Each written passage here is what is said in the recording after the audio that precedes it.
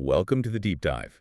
We are looking at a story today that's a little bit different from our usual fare. Yeah, it really is. It taps into something just deeply human. Exactly, something universally relatable. So we are taking a look at a source document. It's just a narrative titled Love is Beautiful, Docs. And it's an account from a San Francisco taxi driver. Right. And our mission today is to use this single late-night ride to unpack what it teaches us about modern romance, Mm. about vulnerability, and, the sheer courage it takes to bridge our curated digital lives with our messy physical realities. And the perspective of a late night taxi driver offers such a unique vantage point on human behavior. I mean, this driver actually refers to their cab as the chariot of secrets. Ah, I love that. Right. It perfectly frames the environment. A taxi at midnight in a city like San Francisco isn't just a mode of transportation. It operates almost like a confessional. It carries people who are suspended in this liminal space between where they were and where they were going. You have lovers on their way to make desperate apologies. Or strangers heading to blind dates. Exactly. Or people just sitting quietly in the back seat, rehearsing explanations they really hope they never have to give. Which brings us right to our listener. I want you to think about the last time you took a massive emotional risk. Think about the vehicle, whether it was literal or metaphoric, that actually got you there. It's a powerful thing to reflect on. Okay, let's unpack this, because the story we are diving into kicks off on one of those fog-heavy San Francisco nights. The driver gets a ping for a pickup way beyond the city limits. The pay is good, though. The pay is very good, so they accept, and they pull up to the sleek, high-end apartment building in one of the city's nicest neighborhoods. And right away, the driver senses this is not a mundane errand. No. When the passenger steps out, she is dressed to absolutely impress. She's wearing a deep red coat over a black dress, and heels that the driver actually notes are sharp enough to punctuate every single step she takes on the pavement. And the sensory details of that pickup are just so telling.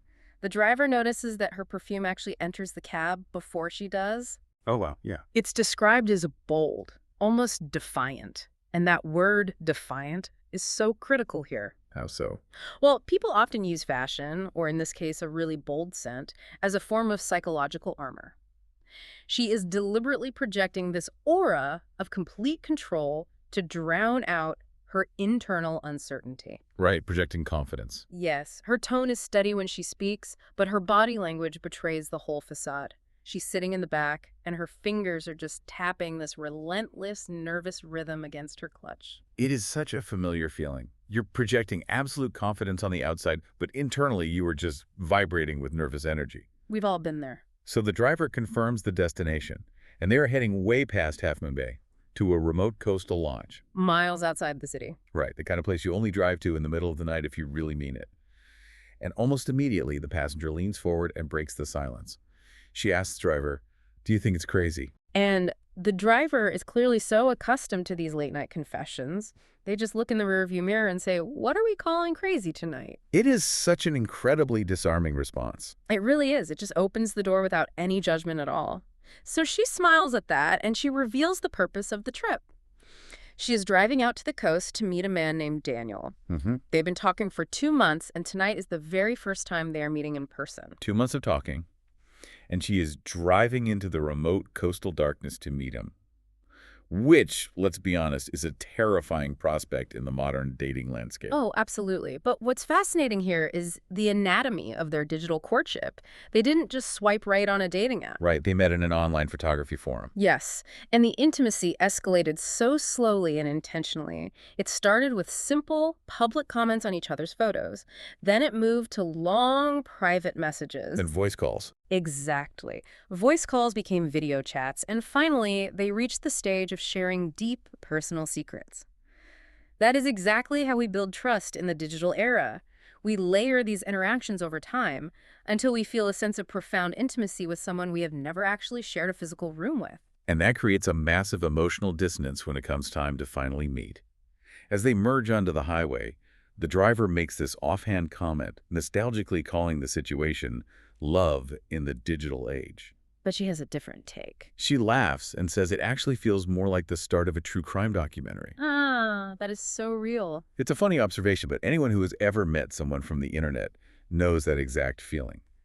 You are excited, but you're also mentally preparing to share your live location with 3 different friends and establish a safe word just in case. That fear is completely universal. It is the absolute terror of the unknown, and the physical journey they are taking perfectly mirrors that descent into uncertainty. Yeah, describe that drive out of the city. So they cross the Golden Gate Bridge. The imagery is striking. You have the massive orange towers rising up and just disappearing into the fog.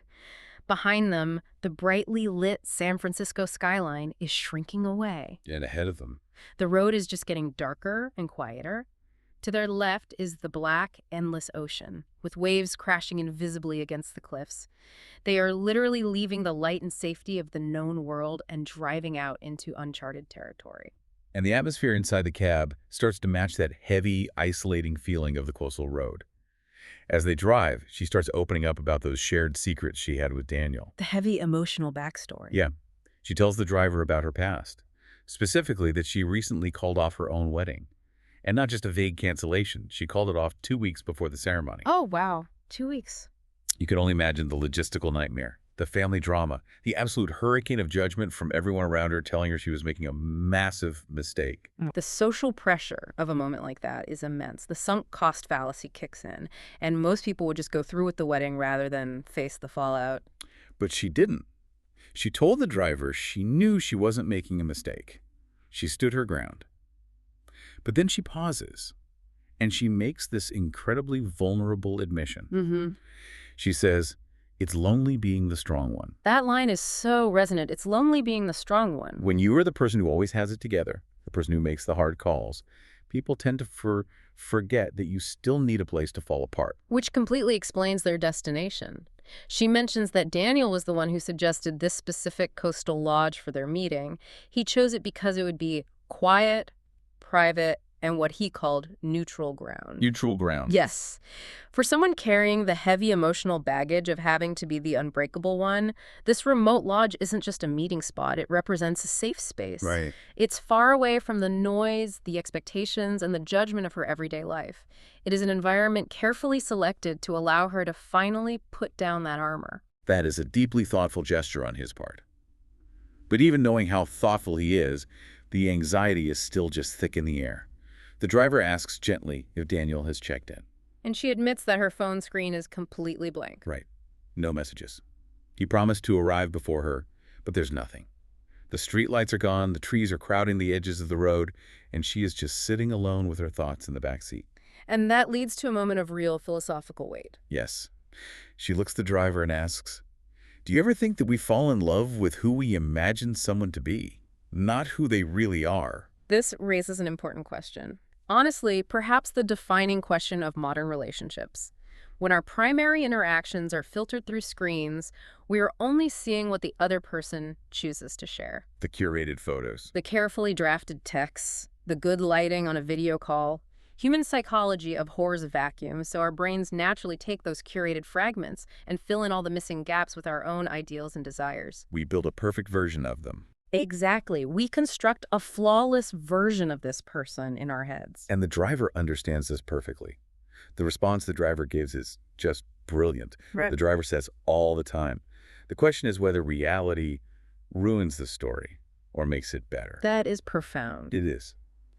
I want you, listening right now, to really sit with that idea for a second. Think about the projections you place on the people you meet, whether it's online or in person.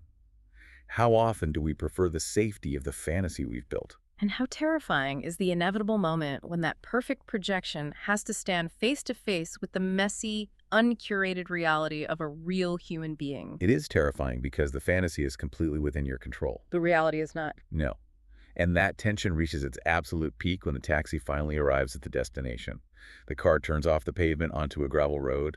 The tires are crunching loudly in the dead silence of the night. Set the scene for us. They pull up to this small lodge, perched right on the edge of the cliffs. There are warm lights glowing through these wide glass windows. And beyond the building, there is nothing but the sound of the ocean. And through those glass doors, they spot him. Daniel. Yes.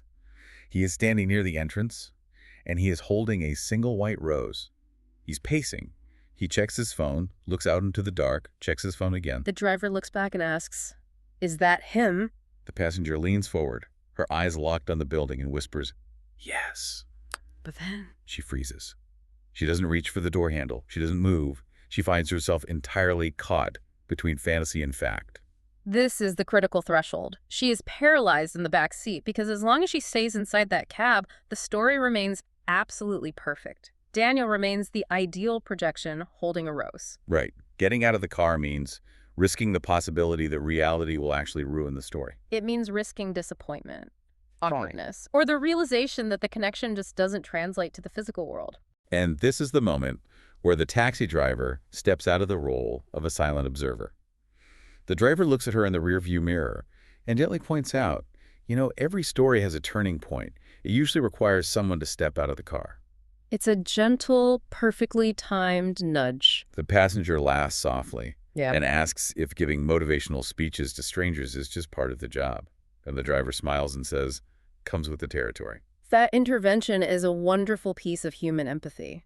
Stepping out of the car in this scenario represents the active choice to relinquish control. Yes. It is the conscious decision to stop observing the fantasy from a safe distance and start participating in reality regardless of the outcome. So taking that advice to heart, she takes a deep breath, opens the heavy car door, and steps out into the cold ocean air. The driver shifts into park and just watches this unfold. And what happens next is beautiful specifically because of how understated it is. It's not dramatic at all. Right. Daniel sees her. His entire posture shifts. He straightens up, becoming visibly alert and hopeful. She walks toward him slowly, her sharp, confident heels now crunching unsteadily on the gravel. They stop about a foot apart, just looking at each other. It's almost as if they both need a second to confirm that the other person's actually real. He hands her the white rose. She smiles. And there is no hesitation this time. No guarded, nervous energy. They just embrace. It isn't a sweeping cinematic moment. It is simply two people choosing to believe in a connection they had built through screens. It is a profoundly quiet triumph. The driver watches them for a moment out of respect, ensuring she is safe, and then slowly turns the chariot of secrets around. They drive back down the gravel road, leaving the couple behind as the warm lights of the lodge grow smaller in the rearview mirror, eventually swallowed by the coastal darkness. But the night isn't over. No, it is not. Here's where it gets really interesting.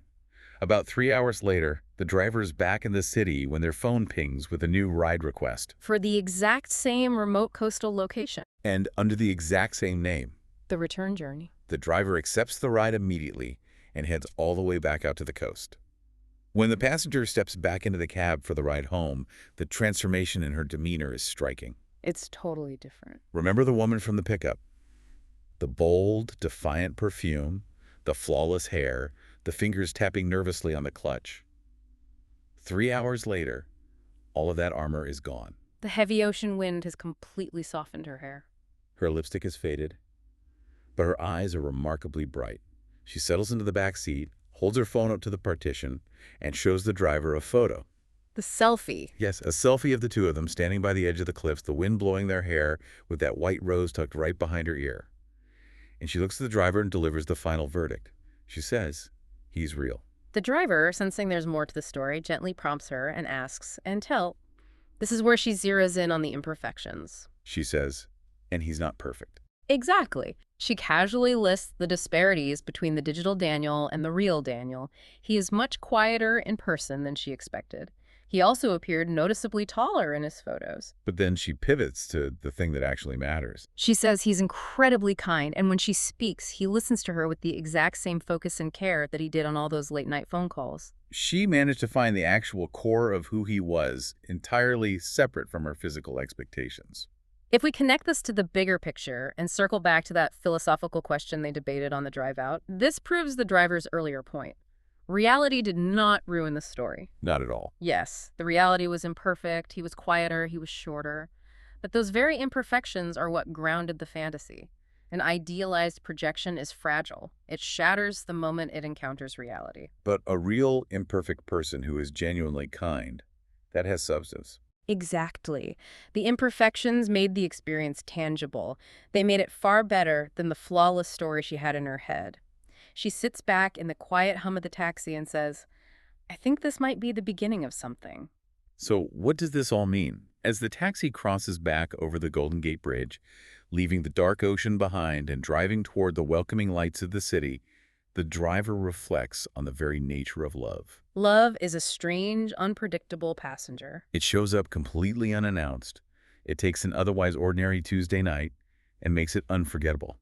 It demands that you cross bridges, leave the city limits, and venture into dark, uncertain places. And when they finally pull up to her sleek apartment building, they share a wonderful final exchange. Before opening the door, she leans forward and says, "Thank you." The driver asks what for, and she replies, "For not making me feel foolish." And the driver's response is the perfect capstone to the night. Love rarely is. She steps out, disappearing back into the lobby of her building, leaving behind just a trace of that perfume and a massive sense of possibility. Looking at this entire narrative from a broader perspective, it highlights the quiet, profound role this driver plays in the city. Navigating the hills and the highways, doing the unseen work of carrying human hearts from a place of deep doubt to a place of courage. It serves as a reminder that meaningful connection is always waiting out there, past the familiar lights of our comfort zones and out into the quiet unknown. It is a beautiful reminder. It really is. And that brings us to the final thought we want to leave you with today. Think about the metaphor of this midnight taxi ride. In our own lives, we spend a tremendous amount of energy meticulously curating our own chariots. We build rigid daily routines. We perfectly filter our digital profiles, and we construct massive emotional walls to keep ourselves entirely safe from judgment, safe from awkwardness and from disappointment. We prefer to stay inside the car, where it is warm, where it is predictable, and where we have total control over the climate. But if love, or any true, meaningful connection in this life, fundamentally requires a journey into the unknown, Ask yourself right now, what is the car you are currently sitting in? What safe, highly controlled environment are you refusing to leave?